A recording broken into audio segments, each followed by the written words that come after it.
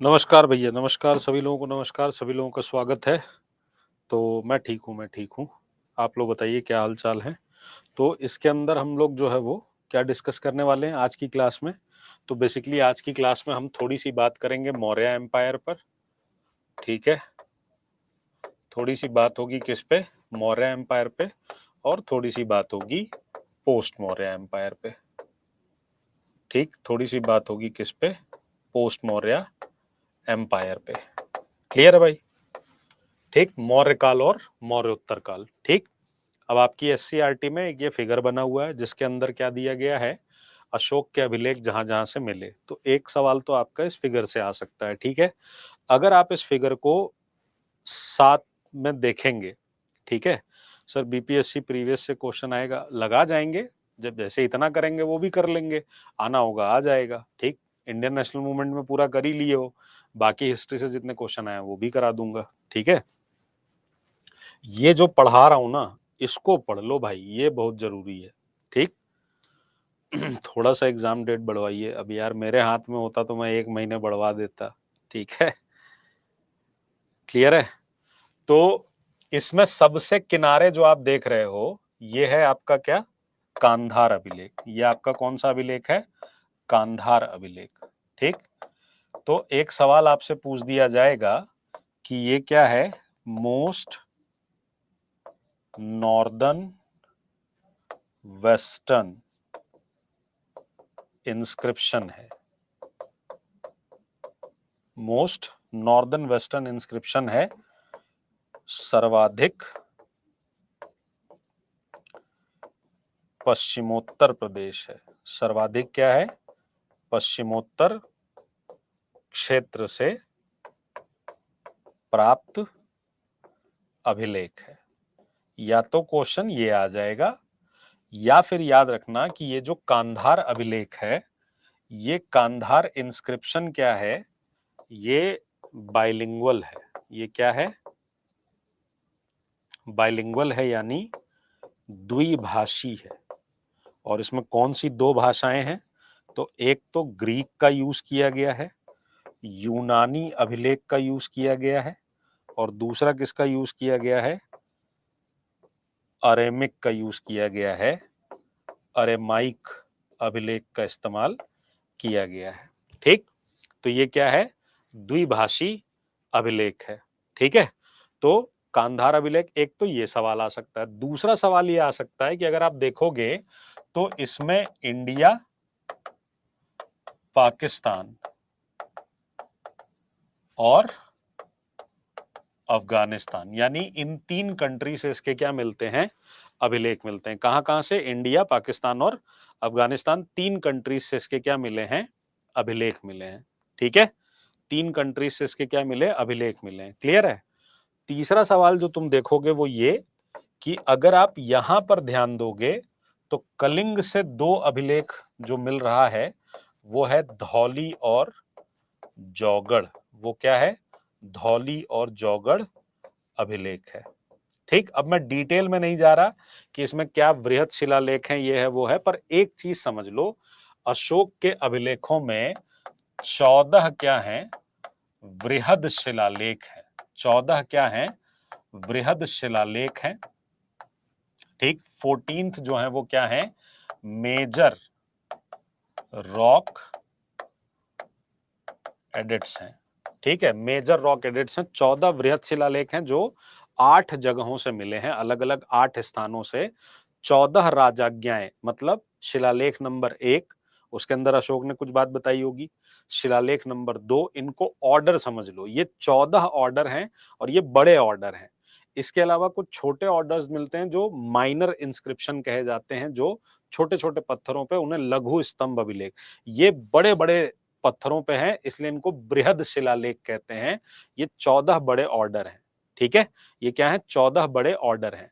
इसके अलावा एक धौली जौगढ़ से मिला हुआ सेपरेट रॉक एडिट है, जिसमें अशोक कहता है कि सारी प्रजा मेरी संतान है। ठीक है, अशोक के अभिलेखों में उसका नाम सारे जगह कहां मिलता है? एक नाम मिलता है जिसका नाम है देवा नाम पीय, जिसका मतलब क्या होता है? इसका मतलब होता है देवताओं का प्यारा, देवताओं का प्यारा। सारे जगह अशोक का नाम, अभिलेख में अशोक नाम मिलके क्या मिलता है, देवा नाम प्रिय मिलता है, देवताओं का प्यारा। यानी अशोक कहता है कि मैं देवा नाम प्रिय हूं, सुंदर दिखने वाला हूं, प्रियदर्शी हूं। सिर्फ 4 ऐसे अभिलेख हैं जहां अशोक का नाम अशोक के रूप में मिलता है। वो 4 कौन से हैं? वो धौली और जौगड़ कहां से मिला? कलिंग बेटा, ये कलिंग, उड़ीसा। ठीक है, वो 4 कौन कौन से हैं? तो मास्की, गुर्जरा, नित्तूर और उदय गोलम। ये 4 हैं जिनमें अशोक का नाम क्या मिलता है? अशोक नाम मिला है, अशोक नाम मिला है। जिनमें क्या नाम मिला है? अशोक नाम मिला है। ठीक है, इसमें गुर्जरा जो है वो एमपी में है, बाकी के तीनों कर्नाटक में है। ठीक है, तो ये इतनी बातें यहां से आपसे पूछी जा सकती हैं। ठीक, अब अगर आपकी एससीईआरटी की बात की जाए तो एससीईआरटी में ये कह रहे हैं कि 273 ईसा पूर्व में, यानी 273 बीसी में चंद्रगुप्त मौर्य, जो उसका दादा था अशोक का, और उसके पिता जिनका नाम था बिंदुसार, उनके बाद अशोक जो है वो मगध साम्राज्य का क्या बना? सम्राट बना। अब यहां पर जो डेट दी गई है वो 273 बीसी दी गई है। अशोक के, अशोक जो है वो क्या होगा? राजा बनेगा। अशोक क्या बना? राजा बना। पर यहां पर एक स्टोरी बड़ी फेमस है, और वो स्टोरी क्या है कि अशोक ने अपने 99 भाइयों की हत्या की थी राजा बनने से पहले। भाइयों की हत्या की थी, हत्या की थी राजा बनने से पहले। ये बात जो है ये हमें बौद्ध ग्रंथ से मिलती है। इस बात की जानकारी हमें कहां से मिलती है? एक बुद्धिस्ट टेक्स्ट से मिलती है। ठीक है, जिसमें वो क्या कहता है कि उसने अपने 99 भाइयों की हत्या की, जो कि पॉसिबल नहीं लगता है, पर यह है कि किसी न किसी तरह का एक सिविल वॉर हुआ होगा, एक किसी न किसी तरह का सिविल वॉर हुआ होगा। तो अशोक के सिंहासन पर बैठने की जो तिथि है, जो एक्चुअल डेट है, उसमें 4 साल का डिफरेंस है, और वो है 269 बीसी। 269 बीसी, 269 ईसा पूर्व में। तो माइट बी पॉसिबल कि जब 273 ईसा पूर्व में अशोक गद्दी पर बैठा होगा तो 3-4 साल का सिविल वॉर हो गया, एक तरह का इंटरनल डिस्टरबेंस आ गया, और फाइनली उस इंटरनल डिस्टरबेंस से ओवरकम करके अशोक ने 4 साल बाद प्रॉपर वाला अपना क्या किया होगा? सिंहासनारोहण किया होगा। ही properly seated on the throne of Magadh. ठीक है, तो ये डेट कब की थी? 269 बीसी की। पर आपकी एससीईआरटी की किताब में 269 का नाम नहीं है, 273 का नाम है। तो अगर मान लो ये सवाल आ जाए कि अशोक गद्दी पर कब बैठा, तो भाई अगर ये क्वेश्चन आएगा तो ऑप्शन के अकॉर्डिंग काम करना। अब मैं उम्मीद कर रहा हूं कि बीपीएससी अगर ये सवाल बनाता है तो वो 273 ईसा पूर्व और 269 ईसा पूर्व दोनों साथ में नहीं देगा। अगर दोनों साथ में दे देगा तो फिर तो आप समझ लीजिए कि ये चैलेंज होगा सवाल, और फिर 1 नंबर सबको मिलने वाला है। ठीक है, 1 नंबर सबको मिलने वाला है। क्लियर है भाई?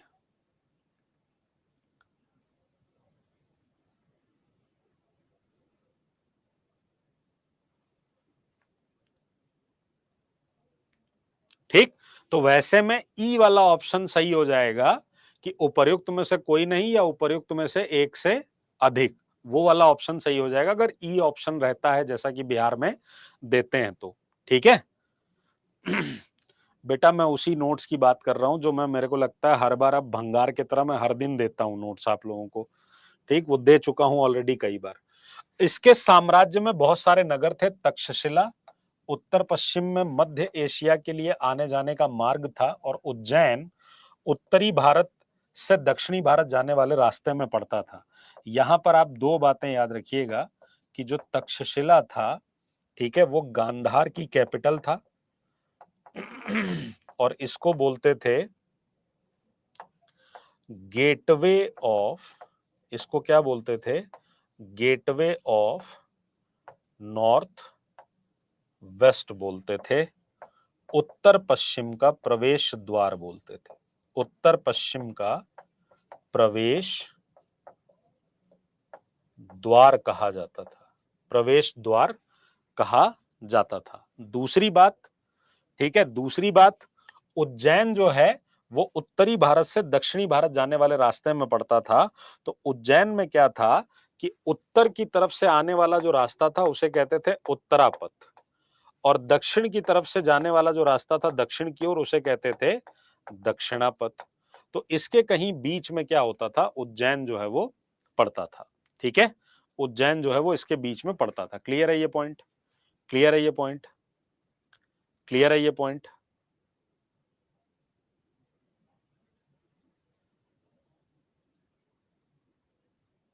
ठीक है, चलो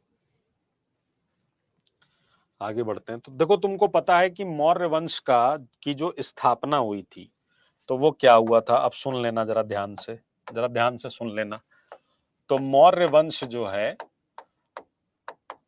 इसकी स्थापना कौन करेगा? चंद्रगुप्त मौर्य करेगा, चाणक्य की सहायता से करेगा। चाणक्य की सहायता से करेगा, मैं बता चुका हूं आपको, चाणक्य की सहायता से। ठीक है, चंद्रगुप्त मौर्य जो है वो धनानंद को मारकर, धनानंद को मारकर मारकर मगध में मौर्य वंश की स्थापना किया।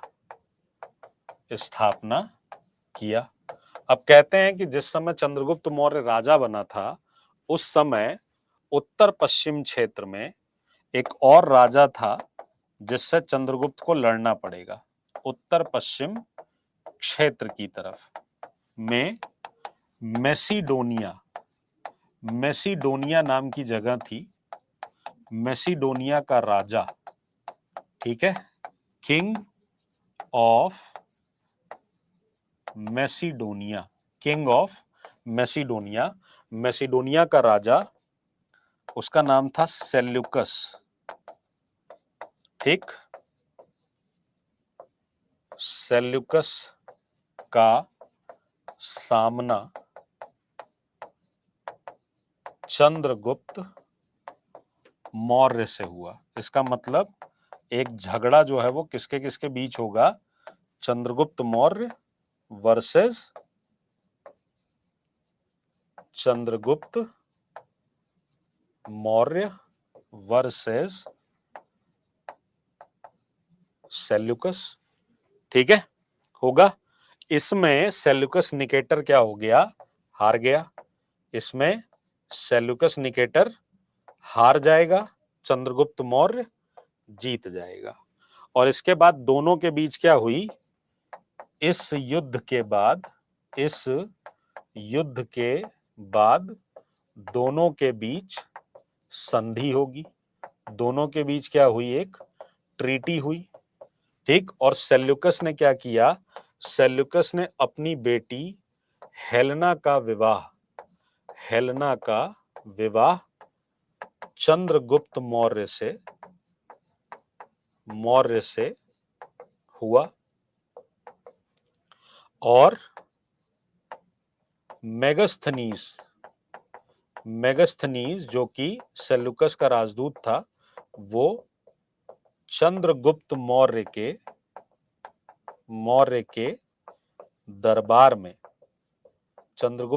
के दरबार में आया। ठीक, और आपको पता है मेगस्थनीज ने क्या लिखी थी? मेगस्थनीज ने क्या लिखी थी? इंडिका नाम की किताब लिखी थी। मेगास्थनीज ने क्या की थी, इंडिका नाम की बुक लिखी थी। बेटा कल की क्लास में देख लेना, उसमें लगा होगा, जो हैंड आउट होता है ना, उस पे हैंड आउट पे लगा होगा, ठीक है। तो इंडिका नाम की बुक लिखी मेगास्थनीज ने। मेगास्थनीज कहां से आया था, ग्रीस से आया था, यूनानी यात्री था, यूनानी यात्री था। मेगास्थनीज ने इंडिका नाम की बुक लिखी थी, इंडिका नामक किताब लिखी। और अपनी इस किताब में वो बहुत सारी चीजें भारत के बारे में बताता है। और सबसे इंपॉर्टेंट बात यह है कि इसके किताब में पाटलिपुत्र का प्रशासन मिलता है। पाटलिपुत्र का क्या मिलता है, प्रशासन मिलता है। ठीक, पाटलिपुत्र का प्रशासन मिला है। Administration of Pataliputra, administration of Pataliputra. ठीक है। दूसरी बात, चाणक्य या कौटिल्य, चाणक्य कहिए या कौटिल्य कहिए, इनकी जो बुक थी उसका नाम था अर्थशास्त्र। ठीक। और इस किताब में क्या मिला है, इस किताब में राजनीतिक और आर्थिक वर्णन मिला है। आर्थिक वर्णन है, प्रशासन की बात है, एडमिनिस्ट्रेशन की बात है। तो ये किताब पॉलिटी पर और इकोनॉमी पर लिखी गई बुक है। मेनली पॉलिटी पर लिखी गई किताब है। मेनली क्या है, बुक ऑन पॉलिटी है, बुक ऑन पॉलिटी है, राजनीति शास्त्र पर लिखी गई किताब है। इस किताब की तुलना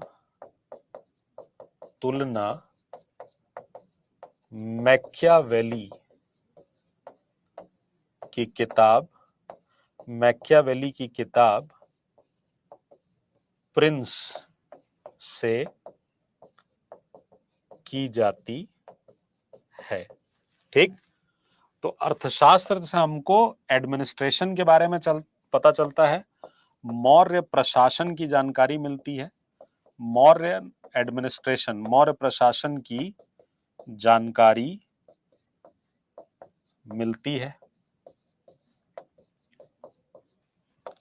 जिसमें कहा गया कि 27 अध्यक्ष और 18 तीर्थ होते थे, जो कि क्या थे, ये सब क्या थे, ये सब थे council of minister, council of minister थे ये।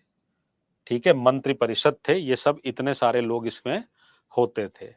अर्थशास्त्र से ही हमको पता चलता है कि जो उत्तर पश्चिम का भाग था, जो नॉर्थ वेस्ट का पार्ट था, नॉर्थ वेस्ट का पार्ट, ये कंबल के लिए प्रसिद्ध था। और जो साउथ का भाग था वो बहुमूल्य पत्थर तथा सोना यहां से मिलता था। दक्षिण से बहुमूल्य पत्थर और सोना मिलता था। ठीक है, क्लियर है। प्रेशस स्टोन्स एंड गोल्ड मिलता था कहां से, साउथ से। ठीक, ये सारी बातें हमें अर्थशास्त्र में मिलती हैं लिखी हुई। ठीक, एडमिनिस्ट्रेशन की जानकारी मिलती है। ये सारी की सारी बातें हमें कौटिल्य या चाणक्य के द्वारा लिखी गई किताब से मिलती हैं। क्लियर है, क्लियर है। चंद्रगुप्त मौर्य को ग्रीक राइटर्स ने, चंद्रगुप्त मौर्य को ग्रीक इतिहासकारों ने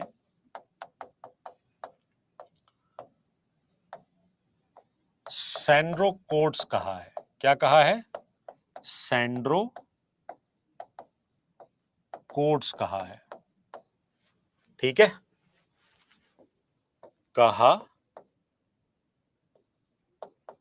है और इसकी पहचान मतलब सैंड्रोकोड्स की पहचान विलियम जोन्स ने 1793 में चंद्रगुप्त मौर्य से की थी। चंद्रगुप्त मौर्य से की थी। ठीक। अच्छा, चंद्रगुप्त मौर्य के बाद उसका बेटा राजा बना। चंद्रगुप्त मौर्य के बाद उसका बेटा बिंदुसार, ठीक, क्या नाम था? बिंदुसारा राजा बना और बिंदुसार को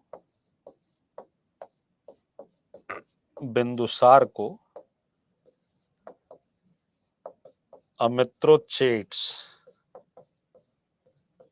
हिंदी में कहते हैं अमित्रघात। अमित्रघात का मतलब होता है जिसका कोई शत्रु, अमित्रघात का मतलब होता है डिस्ट्रॉयर ऑफ फोज, यानी शत्रुओं का विनाश करने वाला। ठीक, बिंदुसार को अमित्रघात कहा गया है। ठीक, अमित्रघात का मतलब क्या होता है? डिस्ट्रॉयर ऑफ एनिमीज, या शत्रुओं का घात करने वाला, नाश करने वाला। ठीक है, नाश करने वाला। ठीक, डिस्ट्रॉयर ऑफ एनिमीज। ठीक है। अब मौर्य साम्राज्य का क्षेत्र अगर हम देखें, अगर हम इसका क्या देखें कि कहां से कहां तक इसका साम्राज्य रहा होगा, तो अपने बाप दादा के समय में ही इतना ज्यादा फैल चुका था जिस पर चंद्रगुप्त मौर्य का अधिकार था। ठीक है, वो नंद साम्राज्य का क्षेत्र था। इसमें उत्तर और मध्य भारत शामिल थे। ठीक, पश्चिमोत्तर में गांधार और कश्मीर के क्षेत्र शामिल थे। पश्चिम में सौराष्ट्र और दक्षिण में कर्नाटक तक का विजय अभियान चंद्रगुप्त मौर्य ने ही कर लिया था। ये क्वेश्चन आ जाएगा। सिकंदर का आक्रमण नहीं हुआ था मगध पे, बता तो दिया था यार। अलेक्जेंडर का अटैक जो है वो कब होगा? धनानंद के समय होगा, व्यास नदी से लौटेगा, पढ़ाए तो थे ये। ठीक है। विशाल साम्राज्य में अशोक ने क्या किया? कलिंग का क्षेत्र भी समाहित कर लिया। और कलिंग के बारे में आपको पता है, 13th इंस्क्रिप्शन, 13वें अभिलेख से कलिंग आक्रमण की जानकारी मिलती है। ठीक, और अशोक कहता है कि मैंने अपने शासन के 8वें वर्ष में, तो इसकी जो डेट मानी गई है वो 269 से जोड़ी जाती है, तो 261 बीसी में इसने क्या किया था? कलिंग पर अटैक किया था। तो शासन के 8वें वर्ष में कलिंग पर आक्रमण किया था। कलिंग पर आक्रमण किया था। और कलिंग जो है वो कहां है? कलिंग है वर्तमान उड़ीसा। वर्तमान उड़ीसा में कलिंग कहां है? वर्तमान उड़ीसा में। क्लियर है पॉइंट? क्लियर है पॉइंट? क्लियर है पॉइंट? ठीक, अगर तुम 273 से जोड़ोगे तो 12वां वर्ष हो जाएगा। ठीक है, 273 जोड़ोगे तो कितना हो जाएगा? 12वें वर्ष में कलिंग पे आक्रमण। लेकिन आमतौर पे जोड़ते किससे हैं? 269 से जोड़ते हैं। क्यों? क्योंकि 13th इंस्क्रिप्शन में अशोक खुद ही ये बात लिखता है कि मैंने अपने शासन के 8वें वर्ष में कलिंग पर आक्रमण कर दिया। तो 8वां वर्ष तो आपका कहां से निकल के आ रहा है? 269 बीसी से ही निकलकर आ रहा है। क्लियर हो गई बात? अभी हम किसी का मैसेज नहीं देखेंगे, अभी पढ़ो चुपचाप। ठीक है। इस नीति के बाद उसने क्या किया? युद्धों का त्याग कर दिया और उसने धम्म नीति की घोषणा कर दी। अशोक ने क्या कर दिया? धम्मा पॉलिसी की घोषणा कर दी। तो धम्मा पॉलिसी या धम्म नीति जो है वो और कुछ नहीं है बल्कि क्या है? पॉलिसी ऑफ पीस है, जो कि अशोक ने बनाई। पॉलिसी ऑफ पीस है जो कि अशोक ने बनाई, जो कि कलिंग युद्ध के बाद वो क्या करेगा, फॉलो करेगा। देखो सिंपल बात ये है कि जिसके बाप दादा ने उत्तर और मध्य भारत पे कब्जा कर रखा है, जिसके बाप दादा के समय में पश्चिम में गांधार और कश्मीर भी उसके पास है, अशोक ने श्रीनगर नाम का शहर भी बनाया था, जिसके बाप दादा ने वेस्ट में सौराष्ट्र का इलाका जीत लिया हो, जिसके बाप दादा ने दक्षिण में कर्नाटक तक जीत लिया हो, उसको कुछ और करने की जरूरत है क्या? जिसके बाप दादा ने इतना तहलका मचा रखा हो कि ऑलमोस्ट पूरा हिंदुस्तान कैप्चर किया हुआ है, तो अशोक के सामने वैसे ही कोई दिक्कत नहीं है। उसके सामने एक ही चैलेंज था, वो था कलिंग। क्यों वो चैलेंज था? क्योंकि कलिंग का अगर आप मैप में लोकेशन देखेंगे तो आपको ये बात समझ में आ जाएगी कि कलिंग से ट्रेड होता था, कलिंग से क्या होता था, व्यापार होता था। तो वो एक उसको चैलेंज कर रहा था, अशोक ने इसको भी क्या कर लिया, अपने कब्जे में कर लिया। जहां जहां डॉट बना हुआ है रेड कलर का, वो अशोक के एम्पायर के अंडर थे। तो इतना बड़ा साम्राज्य अशोक ने तो पहले ही बना रखा है, पहले ही उसको मिला हुआ है। बाकी कलिंग को वो जीत लिया, अब युद्ध करने के लिए कोई बचा होगा तब न युद्ध करेगा। अब जरूरत है इतने बड़े एम्पायर को कंसोलिडेट करने की, उसका एडमिनिस्ट्रेशन चलाने की। इसलिए अशोक क्या करेगा, बोलेगा कि अब हम युद्ध घोष के बदले, भेरी घोष के बदले धम्म घोष करेंगे, हम शांति की नीति अपनाएंगे। देखो शांति की बात वही करेगा जो ताकतवर होगा, जो गरीब पिचकुल आदमी होगा वो शांति की बात नहीं करेगा, और वो करेगा भी तो उसकी कोई बात मानेगा नहीं, है ना। अमेरिका अगर बोले कि मैं चाहता हूं विश्व में शांति रहे तो लोग मानेंगे, पाकिस्तान बोलेगा कि विश्व में शांति रहे तो कोई मानेगा उसकी बात? नहीं मानेगा। तो जो ताकतवर होगा वही शांति की बात कर सकता है ना। तो अशोक कहेगा कि भाई अब किसी को युद्ध उद्ध नहीं करना है, अब सब लोग धम्म की नीति का क्या करेंगे, पालन। एडमिनिस्ट्रेशन की अगर बात की जाए तो राजा की सहायता के लिए अनेक उच्च पदाधिकारी होते थे जिनको अमात्य बोलते थे, और उसके अलावा मंत्री होते थे। पुरोहित का काम था धार्मिक कार्यों में राजा को सहयोग देना। राज्य के खजाने की देखरेख करता था कोषाध्यक्ष। अब कोषाध्यक्ष का एक और नाम मिलता है, वो नाम है सन्निधाता। वो नाम क्या है, सन्निधाता।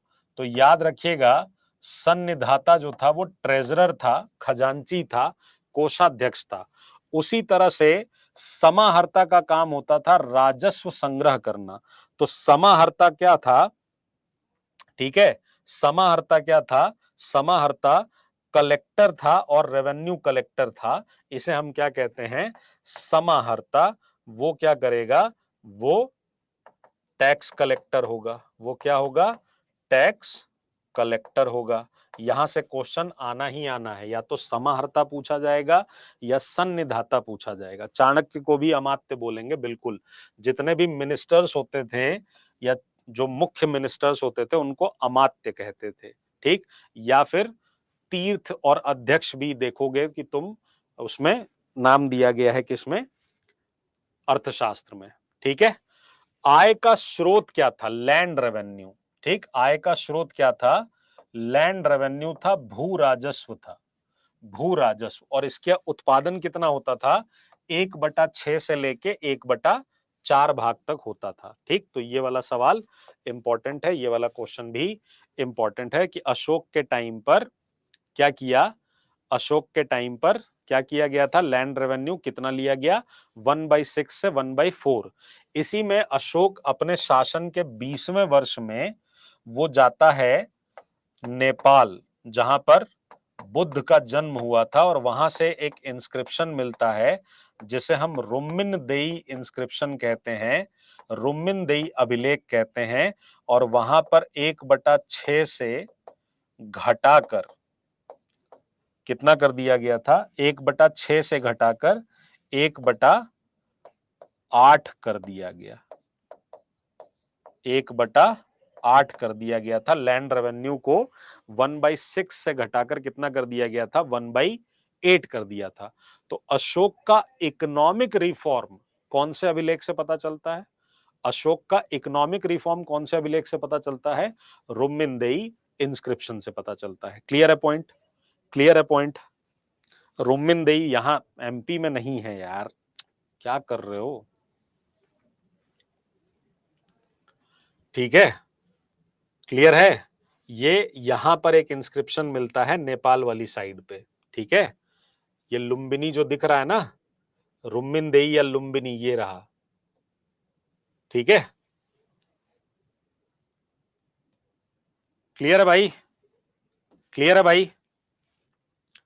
संदेशवाहक होते थे जो एक जगह से दूसरी जगह घूमते थे, राजा का क्या करते थे, काम करते थे। अच्छा गुर्जरा, हाँ गुर्जरा एमपी में है। और राजा के जासूस अधिकारियों की क्रियाकलापों पर नजर रखते थे, ठीक। मौर्य साम्राज्य के भीतर कई छोटे छोटे क्या थे, प्रांत थे। 4 प्रांत मिलते हैं, कौन कौन से, मगध, तक्षशिला, उज्जैन और सुवर्णगिरी या स्वर्णगिरी, ठीक है। ये 4 प्रांत मिलते हैं और इन 4 प्रांतों में राजधानी क्रमशः क्या थी, तो मगध की राजधानी थी तक्षशिला, सॉरी मगध की राजधानी क्या थी, पाटलिपुत्र। तो उत्तरी तथा पश्चिमी भाग में उत्तरी तक्षशिला और पश्चिमी में उज्जैन या उज्जैनी बोलते थे। पूर्वी भाग की राजधानी तोसली थी और दक्षिणी भाग की राजधानी सुवर्णगिरी थी, ठीक है। ये याद रखिएगा, ये याद रखिएगा। तो 4 प्रांत कौन कौन से, मगध, तक्षशिला, उज्जैन, स्वर्णगिरी। उत्तर में राजधानी थी तक्षशिला, पश्चिम में राजधानी थी उज्जैन, पूर्वी भाग की राजधानी थी तोसली और दक्षिण में राजधानी कौन सी थी, सुवर्णगिरी, ठीक। फिर प्रांतों को जिलों में बांटा जाता था। जिलों की देखभाल कौन करता था, डिस्ट्रिक्ट्स की देखभाल स्थानिक करते थे, ठीक। ठीक है, तो प्रांत में राजकुमार जाते थे बेसिकली। अर्थशास्त्र से पता चलता है कि राजकुमारों को गवर्नर बनाकर भेजा जाता था। खुद अशोक राजा बनने से पहले, अशोक राजा बनने से पहले उज्जैन का गवर्नर था। क्या था, उज्जैन का गवर्नर था। राजा बनने से पहले उज्जैन का क्या था, गवर्नर था। और फिर प्रांतों का विभाजन जिलों में होता था, डिस्ट्रिक्ट में होता था और यहां का अधिकारी कौन होता था, स्थानिक, ठीक। अभिलेख में 3 लोकल अधिकारियों के बारे में पता चलता है।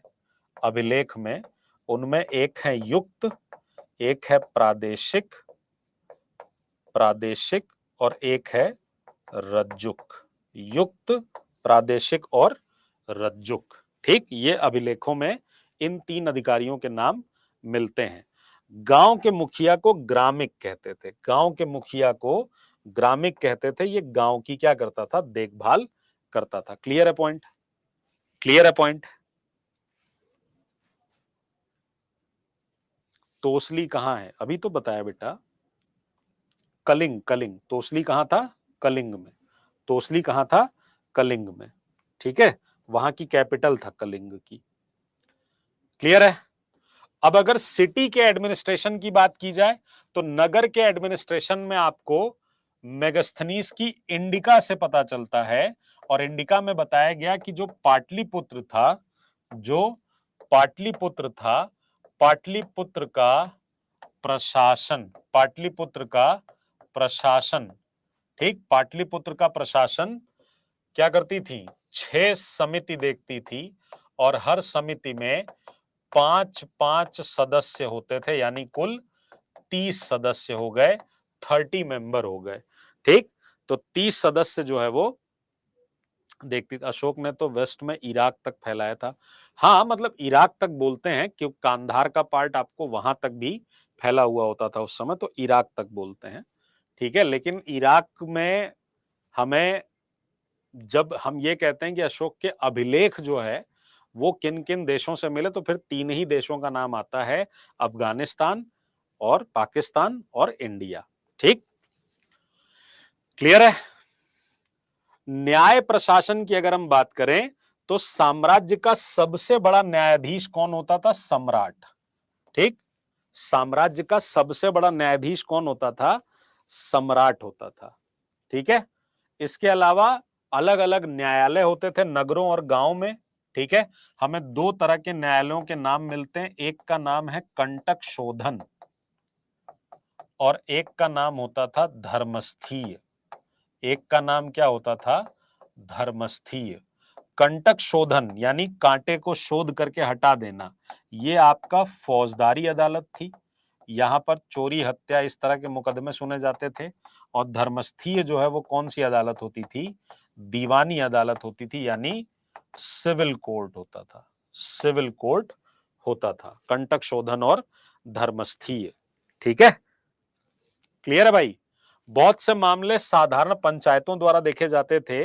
नीचे के न्यायालयों के निर्णय के विरुद्ध ऊपर के न्यायालयों में अपील करने का नियम था। ये बहुत इंपॉर्टेंट पॉइंट है, ये बहुत इंपॉर्टेंट पॉइंट है। इसे हम क्या बोलते हैं? इसे हम बोलते हैं पुनर्वादन, पुनर्वादन प्रणाली, री अपीलेट सिस्टम। क्लियर है पॉइंट? उस टाइम में भी था, बिल्कुल। हमको क्वेश्चन बनाना होता तो हम मौर्य काल के न्याय प्रशासन पे 4 स्टेटमेंट बना देते। साम्राज्य का सबसे बड़ा न्यायाधीश सम्राट होता था, एक स्टेटमेंट, ठीक है। बहुत से मामले साधारण पंचायत, तो न्याय का काम नगरों गांव में न्यायालय और साधारण पंचायतों द्वारा देखा जाता था। और फिर ये स्टेटमेंट, फिर कहते हैं कौन सा सही है इसमें से, ठीक है। चलिए, भारत में आज जहां उड़ीसा है वहां पे कलिंग नाम का राज्य था। अशोक ने कलिंग का युद्ध किया, उसके बाद धम्म की नीति अपना ली, ठीक। अशोक के अभिलेखों की संख्या सबसे अधिक है।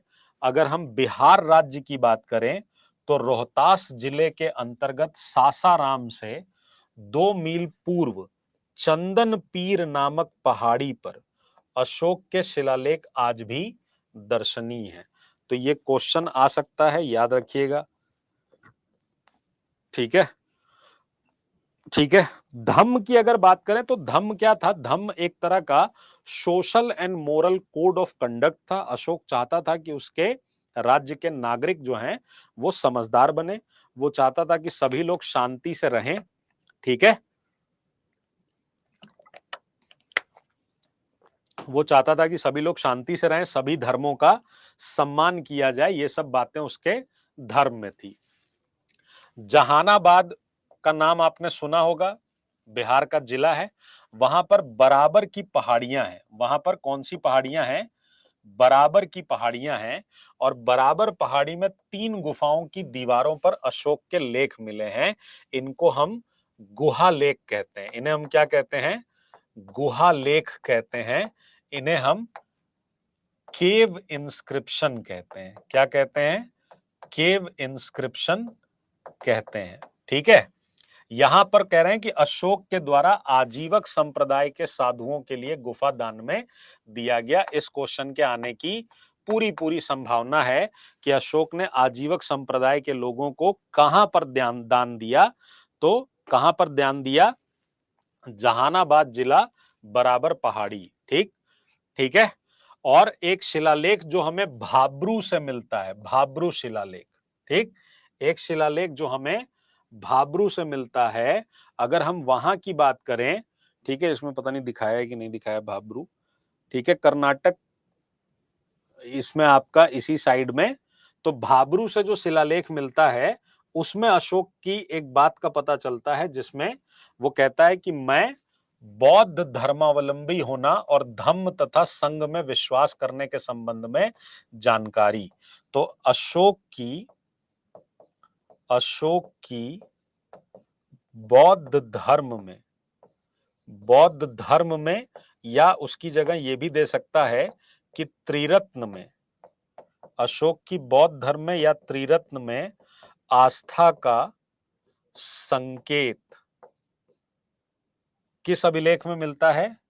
भाब्रू शिलालेख में। क्योंकि अशोक खुद कहता है कि मेरी त्रिरत्न में आस्था है, शिलालेख में मिलता है। तो ये सवाल आपसे पूछा जा सकता है भाई, याद रखिएगा, ठीक है। सबसे पहले अशोक के अभिलेखों को पढ़ने का काम किसने किया? अशोक के अभिलेखों का काम पढ़ने का किसने किया? जेम्स प्रिंसेप ने। इन्होंने दिल्ली टोपरा, इन्होंने क्या किया था? दिल्ली टोपरा अभिलेख सबसे पहले पढ़ा था। दिल्ली टोपरा अभिलेख सबसे पहले पढ़ा था। दिल्ली टोपरा अभिलेख सबसे पहले इन्होंने पढ़ा था, जेम्स प्रिंसेप ने, ठीक है। अब धम्म का प्रचार ये बाकी के देशों में भी करेगा, धम्म का प्रचार बाकी के देशों में भी करेगा, क्योंकि शांति से आप तभी रह पाएंगे जब आपका पड़ोसी भी शांति से रहेगा। भारत शांति की बात करेगा लेकिन पाकिस्तान आतंकवादी भेजेगा तो भारत कहां तक शांत रहेगा। तो अगर आप धम्म का प्रचार करना चाह रहे हो तो धम्म का प्रचार आपको पड़ोसी देशों में भी करना पड़ेगा, है ना। तो कहां कहां, इजिप्ट में, ग्रीस में, बर्मा आदि देशों में पहुंचाया। श्रीलंका में आपको पता है उसने अपने बेटे महेंद्र को और संघमित्रा को भेजा था, है ना। श्रीलंका में उसने महेंद्र को और संघमित्रा को भेजा था। बताइए, क्लियर है पॉइंट? क्लियर है पॉइंट? क्लियर है पॉइंट?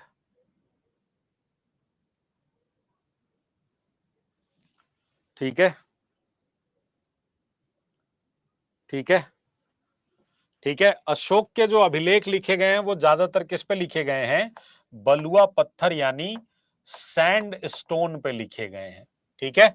और सॉरी, अशोक के अभिलेख ज्यादातर चट्टानों पे लिखे गए हैं। उसके अलावा उसके कुछ स्तंभ भी मिलते हैं जिनको हम क्या बोलते हैं? इनको हम बोलते हैं पॉलिश्ड पिलर्स। इनको हम क्या बोलते हैं? पॉलिश्ड पिलर्स बोलते हैं, ठीक। क्या बोलते हैं? पॉलिश्ड पिलर्स, पॉलिशदार स्तंभ, पॉलिशदार स्तंभ। जैसे कि सारनाथ का सिंह स्तंभ आपको देखने को मिलता है, सारनाथ से मिला है ना। बिहार में रामपुरवा, सारनाथ से सिंह स्तंभ और रामपुरवा से उसके ऊपर वृषभ बना हुआ है, ऑक्स बना हुआ है। तो रामपुरवा से क्या मिलता है? सांड या बुल या ऑक्स बना हुआ मिला है, ठीक है। राष्ट्रीय चिन्ह जो भारत का हमारा है, जो कि है 4 सिंगों की आकृति है। चित्र में आपको कभी भी चौथा शेर जो है वो नहीं दिखेगा। मध्य में 24 तीलियों से युक्त चक्र है और इस पर एक हाथी, घोड़ा, एक सांड और एक सिंह, इनकी क्या बनी हुई है? आकृति, ठीक। तो आपसे सवाल पूछ दिया जाएगा कि सारनाथ के सिंह स्तंभ में, सारनाथ के सिंह स्तंभ में कौन कौन से जानवरों का चित्रण है? तो लॉयन का है, ठीक है, लॉयन का है, अ गैलोपिंग हॉर्स, ठीक, एन एलिफेंट, ठीक है, a bull and a lion. इतने आपको वहां से देखने को मिलते हैं। इसी पे सत्यमेव जयते लिखा है जो देवनागरी लिपि में है। सत्यमेव जयते कौन से उपनिषद से लिया गया था?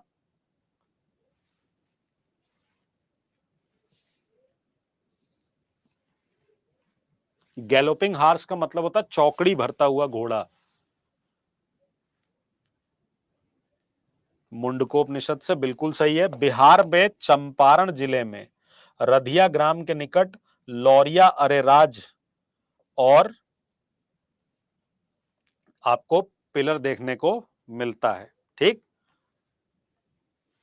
लगभग 185, ठीक, लगभग 185 बीसी के आसपास आते आते अशोक का साम्राज्य क्या हो जाएगा? खत्म हो जाएगा, ठीक है। और अशोक के साम्राज्य की जगह छोटे छोटे क्या आ जाएंगे? राज्य आ जाएंगे, छोटे छोटे राज्य आ जाएंगे, ठीक। अराउंड 185 बीसी, ठीक। कितना? 185 बीसी, ठीक। अब जरा ध्यान से बात को समझना, ठीक है।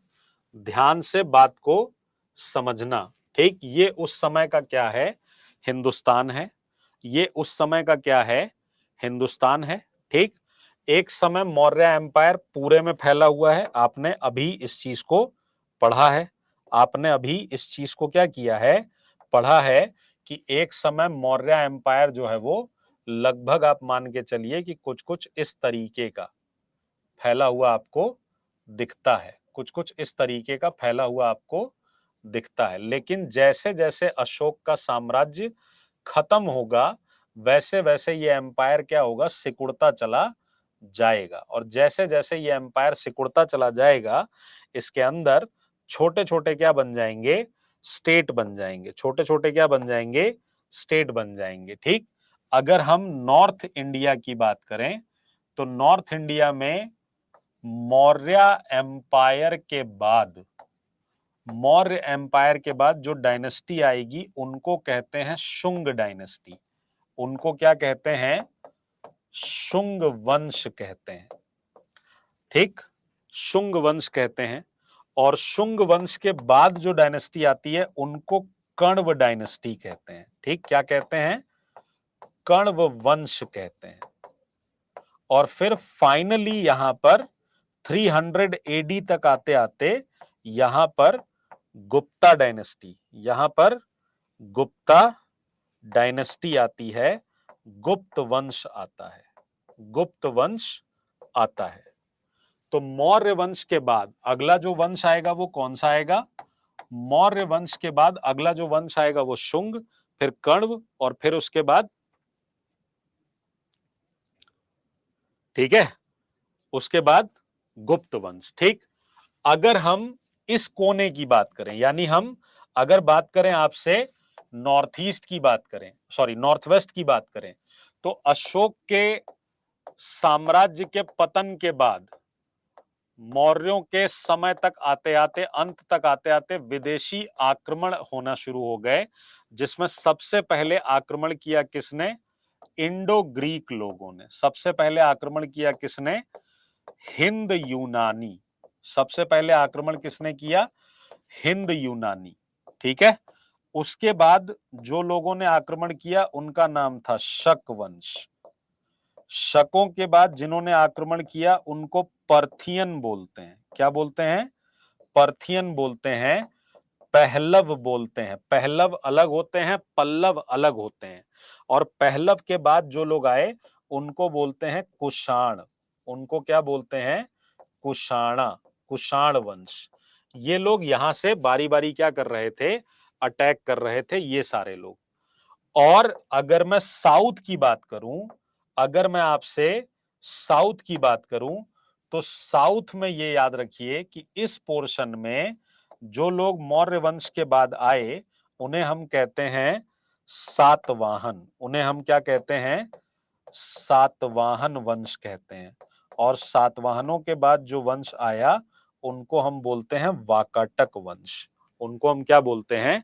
वाकाटक वंश। उन्हें हम क्या बोलते हैं? वाकाटक वंश। ठीक है, तो ये स्थिति थी मौर्य साम्राज्य के पतन के बाद। नीचे की ये जो तुम खाली जगह देख रहे हो, इस खाली जगह में 3 राज्य थे। इस खाली जगह में 3 राज्य थे जिनको हम संगम राज्य कहते हैं, जो मौर्य वंश के साथ साथ ही रूल कर रहे थे। इनमें चेर, चोल और पांड्य। चेर, चोल और पांड्य राजा थे। इन्हें हम संगम राज्य कहते हैं। आज ही मैंने सवाल कराया कि इनके लिए मूवेंदार शब्द मिलता है। ठीक है, इनके लिए क्या होता है? मूवेंदार शब्द मिलता है। तो छोटे छोटे राज्य क्या हो गए? इसमें अस्तित्व में आ गए। छोटे छोटे राज्य अस्तित्व में आ जाएंगे। मगध में शुंग वंश और कण्व वंश, दक्षिण में सातवाहन, और कलिंग में खारवेल राजवंश। कलिंग में कौन सा आ जाएगा? खारवेल राजवंश आ जाएगा। इस खारवेल में खारवेल नामक राजा, जिसको चेदी वंश भी कहते हैं, खारवेल को चेदी वंश भी कहते हैं, चेदी डायनेस्टी भी कहते हैं, ये लोग आ जाएंगे। और इस समय भारत में विदेशियों के आक्रमण होंगे। ठीक, पश्चिमोत्तर और उत्तर भारत में हिंद यूनानियों का शासन स्थापित होगा। फिर मध्य एशियाई शकों का शासन रहा, और उनके बाद कुषाण वंश का शासन रहेगा। ठीक है, तो ये वाला आपको याद होना चाहिए, किसके बाद कौन आया, यहां से आपका सवाल आएगा। 200 बीसी से 300 एडी तक भारत में लगातार राजनीतिक परिवर्तन हो रहे थे, वही मैंने आपको बताया। इधर आप ये डेवलपमेंट देख रहे हो, इधर आप ये डेवलपमेंट देख रहे हो, नीचे की तरफ ये डेवलपमेंट आप देख रहे हो। ठीक है, इसी दौरान व्यापार का भी इस्तेमाल होगा। क्यों? क्योंकि रेशम मार्ग खोज दिया जाएगा। मतलब रेशम मार्ग पर भारत का भी क्या हो जाएगा? डोमिनेंस हो जाएगा। कुषाणों के टाइम पर सिल्क रूट से जो व्यापार होता था वो, उस पर हम लोग भी क्या कर लेंगे? अपना हथियार कर लेंगे। ठीक, उत्तर वैदिक काल में रहट का इस्तेमाल है, हालांकि मौर्य तक आते आते नहर, कुआं, तालाब ये सब मौर्य वंश में क्या होने लगा था, यूज होने लगा था। आपको एक झील का नाम मिलता है, ये पूछा जाएगा, बहुत इंपॉर्टेंट है, बहुत इंपॉर्टेंट है। सुदर्शन झील कहाँ है? ये गुजरात में। सुदर्शन झील कहाँ है? काठियावाड़, गिरनार, गुजरात।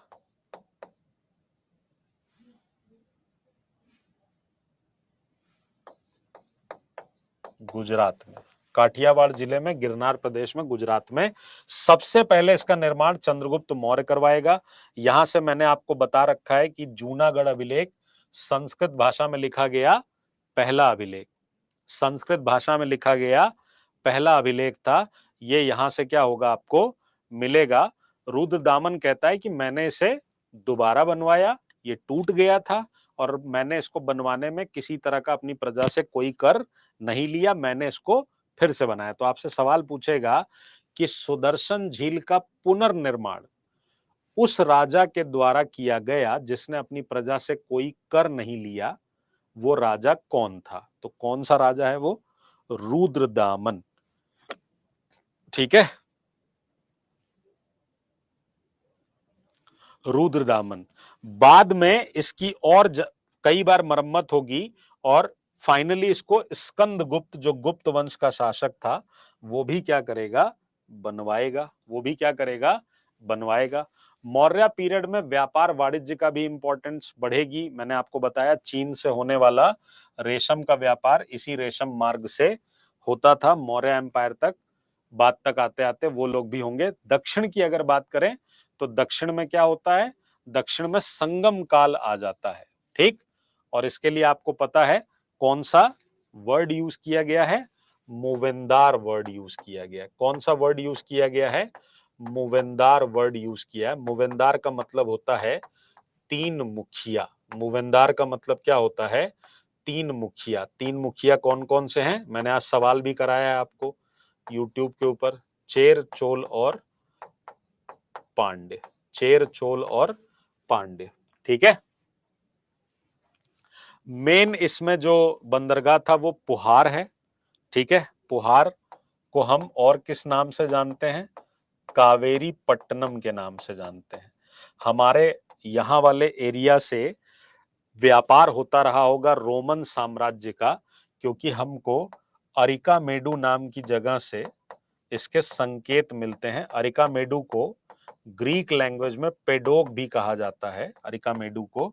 तो इसके हमें संकेत मिलते हैं। यहां से हमको एम्फोरा नाम का बर्तन मिला है, जो कि दोहत्था कलश होता था, दोहत्था कलश होता था। इसके अलावा हमें अरेटाइन नाम के मिट्टी के बर्तन मिले हैं। अरेटाइन नाम का चमकदार लाल बर्तन, लाल मिट्टी का बर्तन, रेड ग्लेज्ड पॉटरी भी हमें यहां से मिली है। ठीक है, तो ये था आपका आज वाला टॉपिक। ठीक, अब कल हम लोग सिक्स्थ की एनसीईआरटी को सिक्स्थ की एससीईआरटी को कंप्लीट कर लेंगे। आप देख रहे होंगे कि पूछने वाली बहुत सारी चीजें आपकी एससीईआरटी की किताब में ही हैं। इसीलिए चेयरमैन साहब ने बोला था कि किताबें एससीईआरटी की ढंग से क्या करिए, पढ़िए। Sir your class is enough for BPSC teacher. बिल्कुल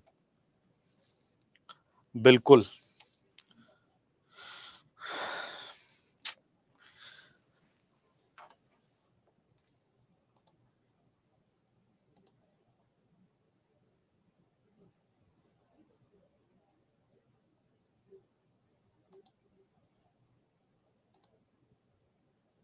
लीजिए भाई, वन लाइनर भेज दिए, 27 पेज वाली हिस्ट्री वाली जो पढ़नी है, जिसने नहीं ली है ले ले।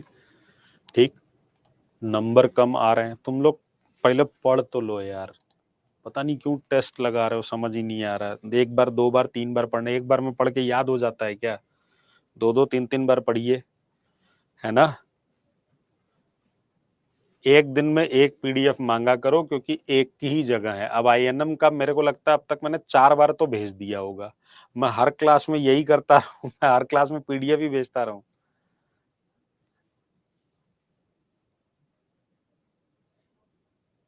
ठीक है, तो कल मिलते हैं, कल इसको खत्म करके उसके बाद क्वेश्चन फॉर्म में 7th वाले को कर लेंगे। ठीक, चलो आज के लिए इतना ही भाई, टाटा बाय बाय, नमस्कार। हाँ बेटा, मगध की पहली राजधानी राजगीर थी, या राजगृह बोलते हैं, गिरिव्रज भी बोलते हैं। उसके बाद उदयन ने पाटलिपुत्र में राजधानी स्टैब्लिश की। शिशुनाग के समय राजधानी, द्वितीय राजधानी वैशाली बनी। सारी बात बता चुका हूं ये। पॉलिटी के किसी नोट्स की आवश्यकता आपको नहीं है, मुझे लगेगा तो मैं दूंगा, अदरवाइज कोई जरूरत नहीं है, जितना पढ़ाएं उतना बहुत है।